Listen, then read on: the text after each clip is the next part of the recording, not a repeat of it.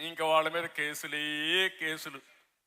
ఇక్కడ ఉన్నారు అచ్చెన్నాయుడితో బోణి చేశారు. ఆ రోజు ఫస్ట్ ఆయన్ని అరెస్ట్ చేసేశారు. అక్కడి నుంచి అందరినీ గుండె వాళ్ళందరినీ ఎవరన్నా ఉన్నారంటే అందరి మీద కేసులు. అంటే హోదాను బట్టి కేసులు పెంచారు. కడాన కాళాస్తిలో మున్రాజమ్మ పాపం ఒక కొట్టు పెట్టుకునుంది. లోకేష్ వస్తే అక్కడ పోతా ఉంటే ఆ కొట్లో స్వాగతం పలికింది. ఆవిడ చేసిన పాపం. పడ్డాడు బియ్యపు రెడ్డి. నెక్స్ట్ డే ఆవిడ షాప్ మీద. ఆ అమ్మాయి నిలబడింది, నా ప్రాణం పోయినా సరే నేను రాజీ పడను, గట్టిగా పోరాడతాను, ఒక ఆడబిడ్డ అయినా సరే గట్టిగా ఉంది. ఆ మునిరాజమ్మ గారు ఒక రజక కులానికి సంబంధించిన మహిళ. ఆ మహిళ నీతి నిజాయితీకి నేను మనస్ఫూర్తిగా అభినందన తెలియజేస్తున్నా. అది నీతి. నీతి మాలిన వ్యక్తులు మీరు. నేను అడుగుతున్నా, నిన్నే 38 మందిని ఎమ్మెల్యేలు మార్చాడంట. మార్చాడు, చూసారా తమ్ముళ్ళు ఎట్ట మార్చాడో? ట్రాన్స్ఫర్లు చేశాడు. ఈ ఎమ్మెల్యే ఇక్కడి నుంచి ఈ ఊరు నుంచి ఇంకొక ఊరికి ట్రాన్స్ఫర్, ఒక జిల్లా నుంచి ఇంకొక జిల్లాకు ట్రాన్స్ఫర్ అని. అంటే మన ఇంట్లో చెత్త ఇక్కడ ఉండకూడదు కానీ పక్కన ఇంట్లో వేసేయాల. ఇది ఎక్కడ న్యాయమో నాకైతే అర్థం కావడంలా. మంత్రుల్ని ట్రాన్స్ఫర్ చేసేశాడు. ఈరోజు 38 మందిలో 25 మంది ఎవరున్నారంటే బీసీలు, ఎస్సీలు, ఎస్టీలు, మైనారిటీస్. బియ్యపు రెడ్డి మార్చలేదే కాళాస్తిలో. నీ పెద్దిరెడ్డి మార్చవే, నీ ద్వారంపూడిని మార్చవే. వాళ్ళు మాత్రం మార్చే ధైర్యం నీకు లేదు. అంటే వీళ్ళు చులకన కాబట్టి కడాన బట్టలు ఇప్పిన తను కూడా పాపం ఎక్కడ పోయాడో మనకైతే అర్థం కాల. మళ్ళా సమర్థించుకునే పరిస్థితికి వచ్చారు. అంటే నేను ఎందుకంటున్నానంటే ఒక నాయకుడిని తయారు చేయడం చాలా కష్టం.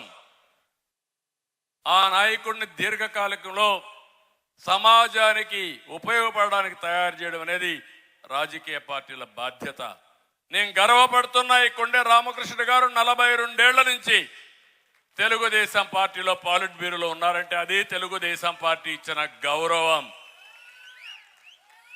ఇక్కడుండి అచ్చెన్నాయుడు గారి అన్న ఎర్రమనాయుడు గారు కేంద్రంలో మంత్రి పదవి ఇస్తే ఒకే కేబినెట్ మినిస్టర్ కింద ఎర్రమనాయుడు గారికి ఇచ్చామంటే అది తెలుగుదేశం పార్టీ చూపించిన చొరవ.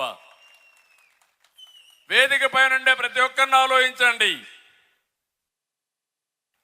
వారి యొక్క అనుభవాన్ని గుర్తు చేసుకుని ఎక్కడికక్కడ ఒక కృష్ణప్ప కావచ్చు, ఒక ప్రభాకర్ కావచ్చు, లేకపోతే రవీంద్ర కావచ్చు, పీతాని కానీ, కాలువ కానీ, పార్సార్థి కానీ, సత్యనారాయణమూర్తి, అందరిని మీరు చూడండి. ఎవరినైనా సరే మనం ఇవన్నీ చేస్తామంటే ఇప్పుడు వీళ్ళందరిపైన అచ్చెన్న పైనకే అరెస్టు, కొల్లు రవీంద్ర ఎవడో చంపితే కొల్లు రవీంద్ర జైలుకు. ఏంటి అరాచకం? ఇంకొక కోన రవి, యనమల అయ్యన్న, కళా వెంకట్రావు, బండారు పాపం ఆయన ఇంటికి రాత్రిలో పోతే వీరోచితంగా పోరాడి కడాన ఎవరైతే తప్పుడు కేసులు పెట్టారో వాళ్ళ కోర్టు మెట్లెక్కిచ్చే పరిస్థితికి వచ్చాడు. శభాష్. ఆ విధంగా ప్రతి ఒక్క బీసీ తయారు కావాలి. అప్పుడే వీళ్ళు భయపడే పరిస్థితి వస్తుంది. అంటే ఈరోజు మనం చూస్తే కొన్ని వేల కేసులు పెట్టారు బీసీల మీద. 300 మందిని పొట్టన పెట్టుకున్నారు. 74 మందిని అతి దారుణంగా తెలుగుదేశం వాళ్ళని కూడా చంపేశారు. ఒక్క పల్నాడులో 16 మందిని చంపారు. కడాన పల్నాడులో చంద్రయ్య ఒకటే అడిగారు, పట్టుకొని చంపే మునుపు నువ్వు ఒక్కసారి జగన్ జిందాబాద్ అను, నిన్ను వదిలేస్తావంటే నా ప్రాణం పోయినా సరే అన్నని. అప్పుడు కూడా చంద్రబాబు జిందాబాద్ అన్నాడు.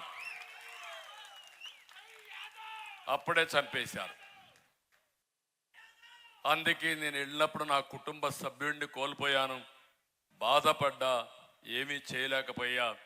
కానీ పాడి మోసా, నా రుణం తీర్చుకోవడానికి ప్రయత్నం చేశా. ఒక నందం, అతని క్యాస్ట్ కూడా మీరు చూస్తే ఒక యాదవ కులస్తుడు చంద్రయ్య.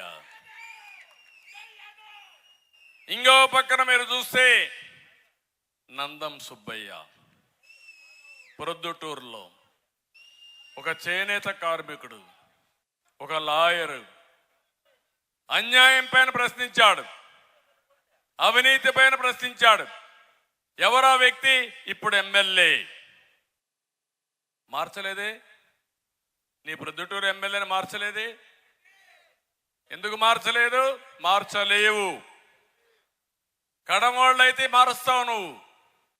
అంటే దీన్ని బట్టే మనం అర్థం చేసుకోవాలి, సామాజిక న్యాయం అనేది రెడ్లు కూడా ఎవరూ బాగుపడలేదు. ఆ విషయం కూడా మీరు గుర్తుపెట్టుకోవాలి.